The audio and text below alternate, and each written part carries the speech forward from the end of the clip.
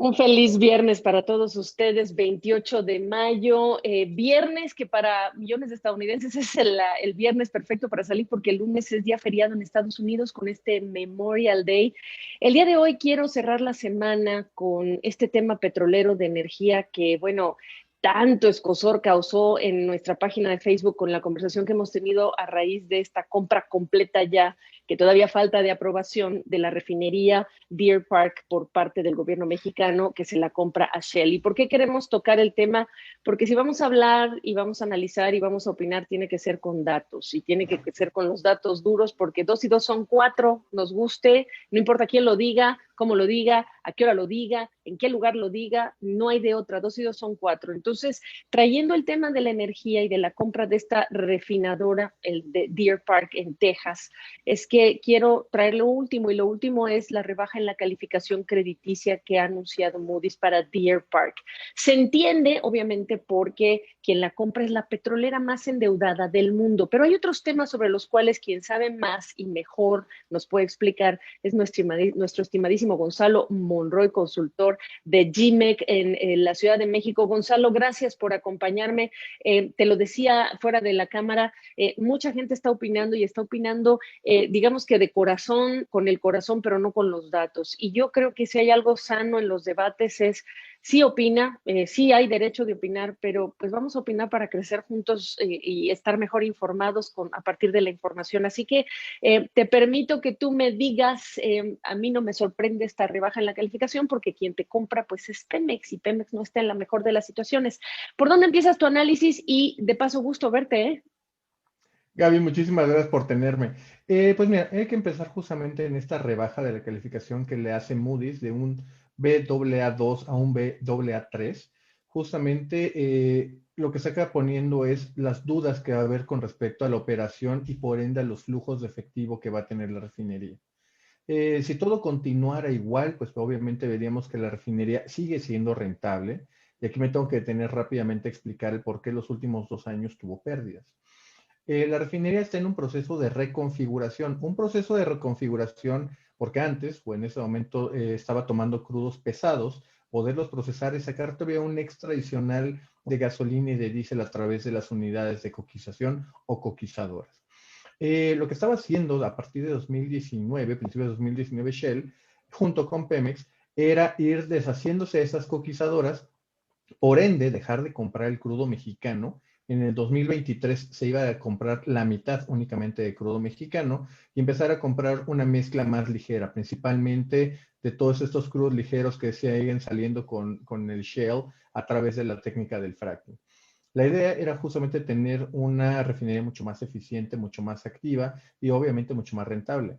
Estas inversiones a las cuales se refirió el presidente López Obrador, esas reinversiones, mejor dicho, para ser más específico, es lo que nos arroja estas pérdidas. No es de que la refinería sea ineficiente, no es de que sea obsoleta, está en un proceso de cambiarse. Con la compra, esta refinería ya no se va a cambiar, va a seguir utilizando el crudo mexicano Maya y sí, obviamente pone en riesgo, pone justamente en visos, y es lo que apunta Moody's, a que tiene que tener una operación eficiente. Sí hay cosas a los que apunta, cuál va a ser el manejo de activos y sobre todo de deuda. Se habla justamente, y Moody's lo habla de tener una administración más proactiva de su liquidez y refinanciamiento. Hay que entender de que apenas en julio de 2021, apenas en 2 meses, se tiene que renovar probablemente una línea de crédito de 130 millones de dólares que había tenido Shell y que tiene Pemex ahora en su totalidad. Así que en ese sentido es un proceso todavía largo. Hay que entender que sí, hay unos procesos regulatorios que no se espera que haya muchos problemas, pero sí ver cuál va a ser la operación, cuáles van a seguir siendo los empleados. No se considera o no está planeado por parte de Petróleos Mexicanos mandar a sus técnicos desde México a Estados Unidos, sino que la gente que ya trabajaba ahí siga operándolo, en este caso bajo el logo de Pemex.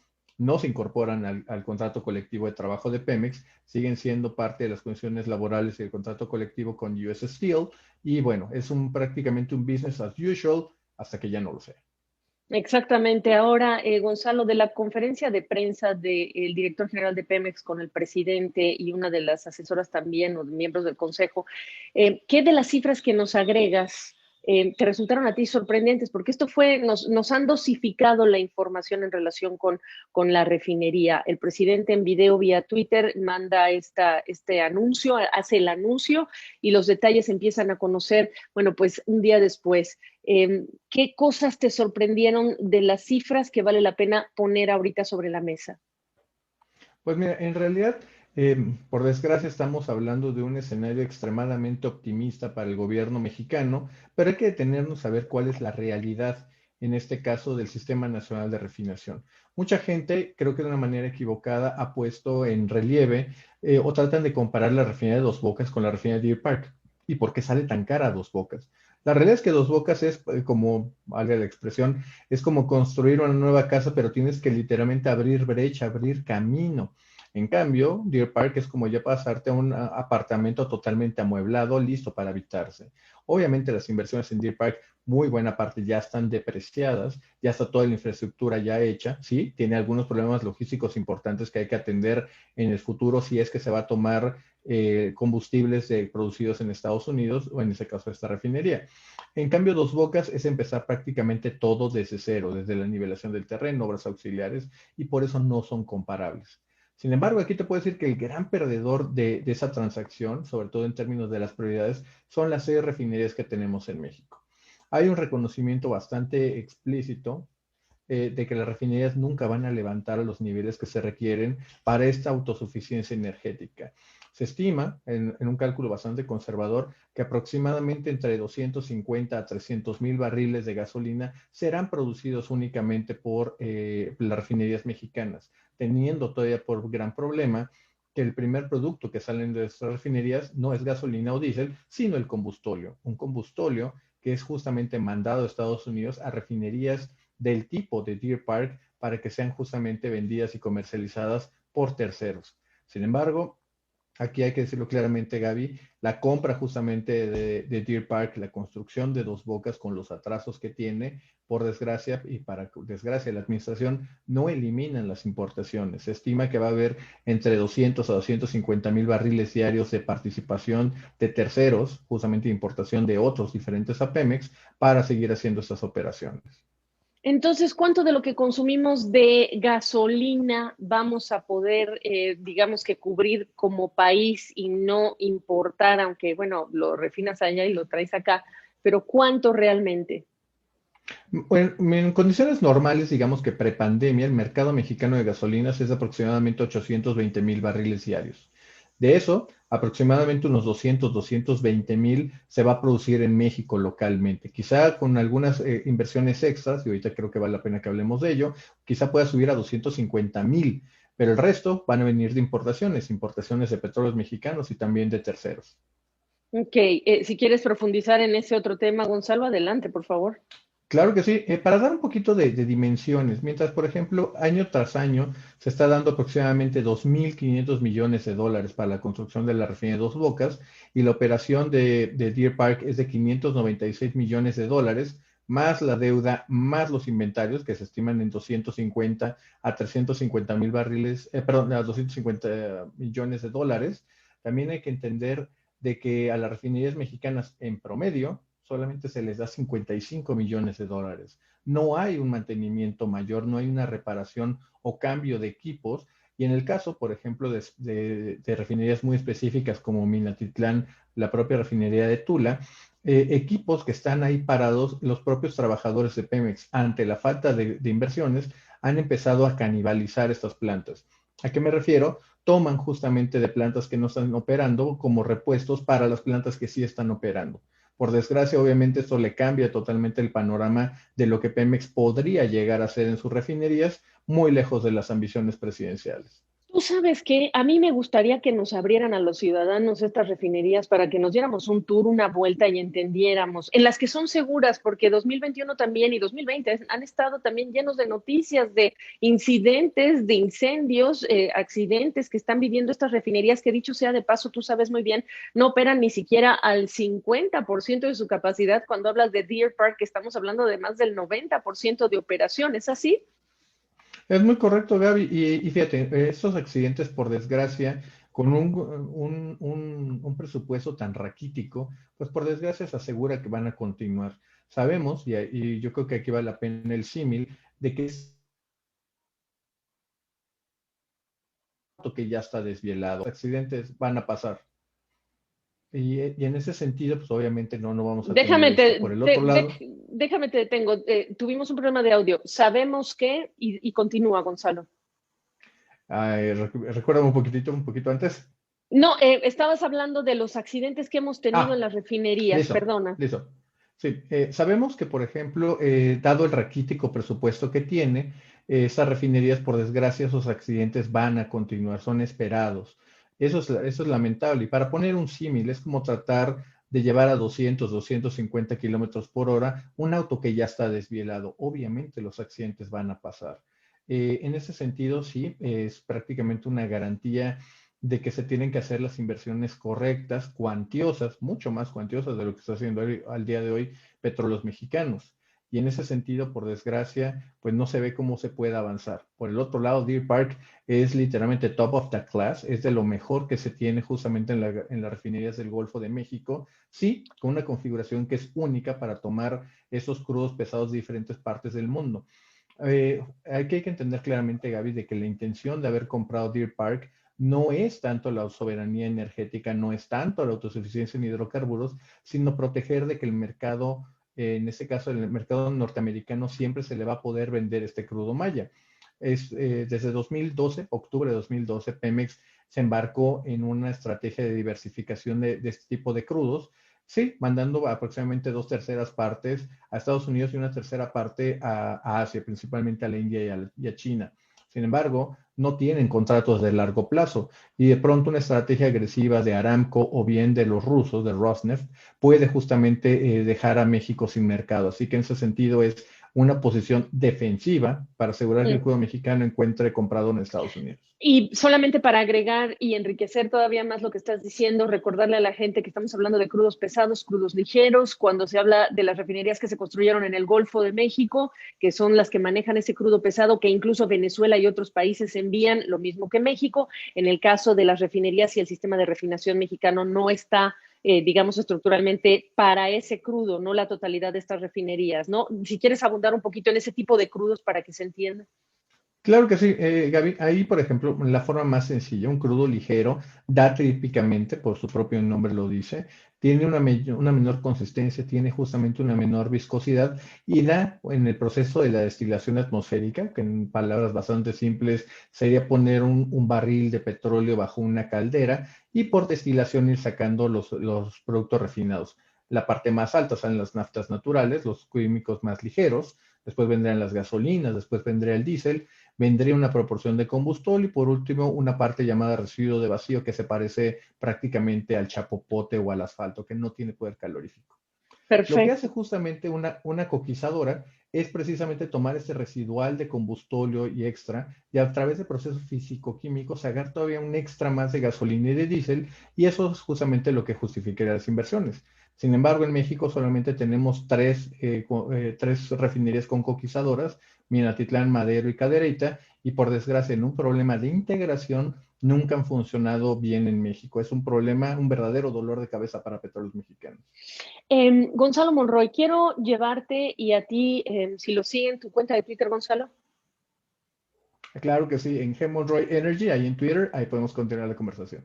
Ok, si lo siguen a Gonzalo, en algún momento tiene un tweet, un pin tweet ahí colgado que tenía que ver con, pues una, si no me acuerdo, era energía eólica la que mostrabas y que decías qué bonita imagen. Y sí, son hermosas además cuando ves estas torres impresionantes con estos ventiladores, no recuerdo el nombre técnico, pero al final del día de lo que está hablando Gonzalo es de que el petróleo es parte de algo más que es todo un sector de energía que hay combustibles fósiles, pero que también hay otro tipo de energías. Quiero volcarte hacia ese lugar porque me interesa que me platiques, Gonzalo, ¿cuándo esta refinería va a ser un problema para México? En el corto plazo, no.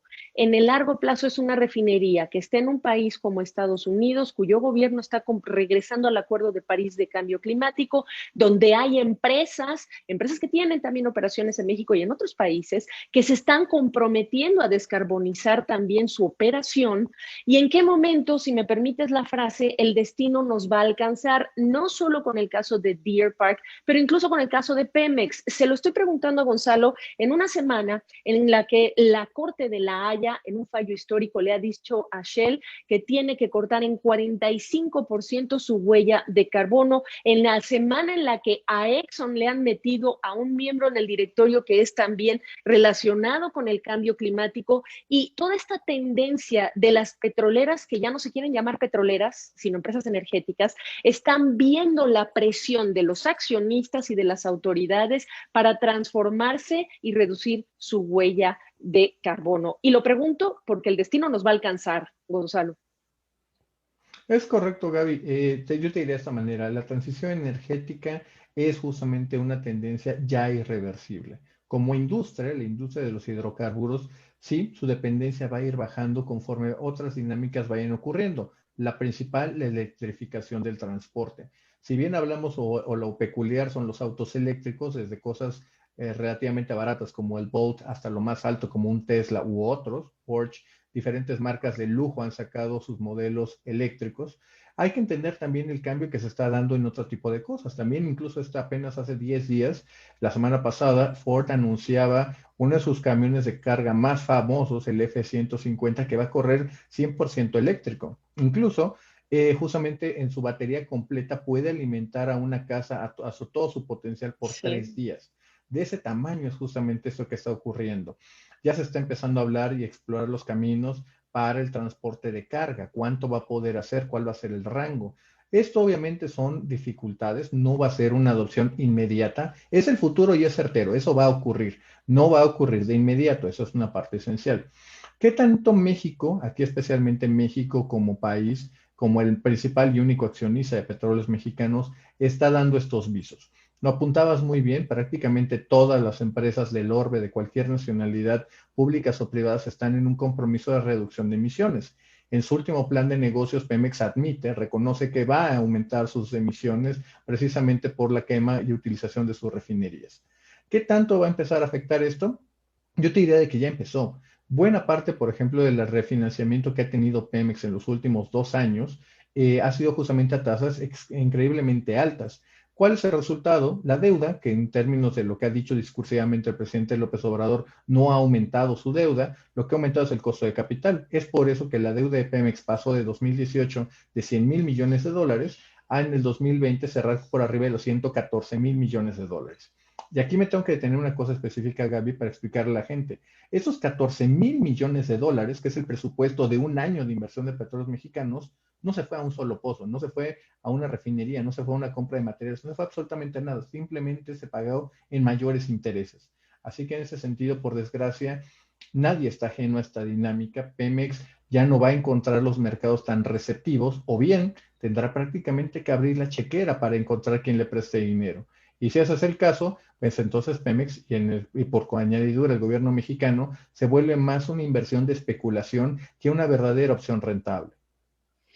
Y yo agregaría, y los ciudadanos, porque al final del día esto nos cuesta a nosotros, Gonzalo. Yo no sé cuántos foros, en cuántos lugares tú lo tienes que repetir, porque pues es un poco como que si tú ya tienes una tarjeta de crédito y tú sabes qué pasa si te pasas más allá de la fecha de vencimiento, lo que pasa con los intereses. No es nada alejado de esa realidad que podemos tener como tarjetavientes. Lo que tenemos que entender que nos va a pasar como ciudadanos contribuyentes, Gonzalo. ¿Cómo terminas esta conversación? Pues mira, Gaby, yo te diría de que es una apuesta para petróleos mexicanos. El petróleo no va a desaparecer, déjame ser extremadamente claro, pero su destino es, donde está la rentabilidad, está en la parte de los petroquímicos. No es ninguna sorpresa que Shell se deshace de la refinería, pero se queda con el centro petroquímico que está a un lado, precisamente en Deer Park. En el cambio, por ejemplo, de México es prácticamente una apuesta ciega totalmente y totalmente decidida hacia la parte de la refinación, cuando la refinación es un mercado que se está haciendo pequeño y Pemex está expandiendo su posición en un mercado que cada día se hace más pequeño. Es como comprar lámparas de queroseno cuando ya estamos hablando de la electrificación a través de la energía eléctrica o de las grandes hidroeléctricas de los años 20. Así que por desgracia no parece ser una apuesta ganadora de largo plazo, pero en el corto y mediano plazo puede ser que le salga bien a Petróleos Mexicanos. Pues entonces en ese último mensaje, Gonzalo pagó impuestos, yo pago impuestos, mi familia paga impuestos. En estos debates que tengamos en redes sociales es importante decir que como es dinero de quienes pagamos impuestos, tenemos una opinión al respecto, pero más allá de esa opinión se tiene que formar con los datos de los técnicos y los expertos como Gonzalo que está aquí y que eso es lo que seguiremos intentando hacer, que las conversaciones tengan altura y la altura de los datos para que sean conversaciones productivas, porque si no, pues nos vamos a quedar pues peleando como perros y gatos y mientras tanto el mundo avanza, las refinadoras se compran y no entendemos si nos afecta o no nos afecta en el mediano plazo. Yo también creo que no ha sido una compra trágica, pero sí creo que en el mediano plazo nos tenemos que ocupar y preocupar de qué va a pasar. Gonzalo, no sabes qué gusto me da tenerte en este espacio de regreso y gracias por esta perspectiva. Claro que sí, Gaby, te mando un abrazo a ti y a tu público. Igualmente.